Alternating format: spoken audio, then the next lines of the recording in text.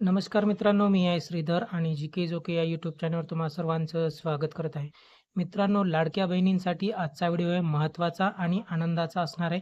कारण की लाडक्या बहिणीला जो मुख्यमंत्र्यांतर्फे ₹1500 हप्ता मिळतो, त्या हप्त्यामध्ये आता वाढ होण्याची शक्यता आहे मित्रांनो. त्या प्रकारचे काही हालचाली दिसून येत आहेत. कारण की शासनाचे जे आर्थिक सल्लागार समिती आहे, समितीने प्रश्न निर्माण केलेला आहे, की वाढती महागाई लक्षात घेता ₹1500 मध्ये लाडक्या बहिणींनी त्यांचा महिन्याचा खर्च कसा करायचा, त्यामध्ये काही वाढ होण्यात येणार आहे का? याबद्दलची माहिती मित्रांनो, आर्थिक सल्लागार समिती यांनी शासनाला विचारलेली आहे. त्यामुळे लाडक्या बहिणींच्या ₹1500 हप्त्यामध्ये आता वाढ होण्याची शक्यता आहे.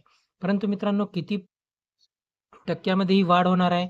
तर मित्रांनो, तसं सांगण्यात येत आहे, की 46% मध्ये ही वाढ होण्याची शक्यता आहे. 46% म्हणजेच मित्रांनो, 1500 मध्ये 600 ते ₹650 अजून धरून 46% ने वाढ होणार आहे. म्हणजेच 2100 ते ₹2200 हप्ता मिळण्याची शक्यता आहे मित्रांनो.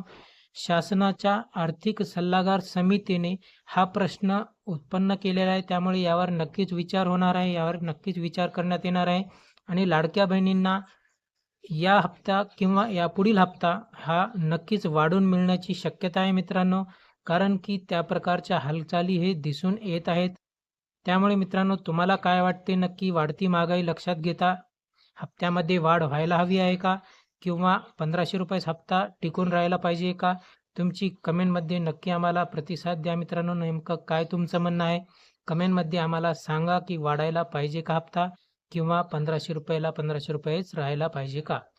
धन्यवाद. व्हिडिओ कसा वाटला नक्की कमेंट करून सांगा. जर काही प्रश्न असतील कमेंटमध्ये विचारा. त्या प्रश्नांची उत्तर देण्याचा नक्की प्रयत्न करू. जय हिंद, जय महाराष्ट्र.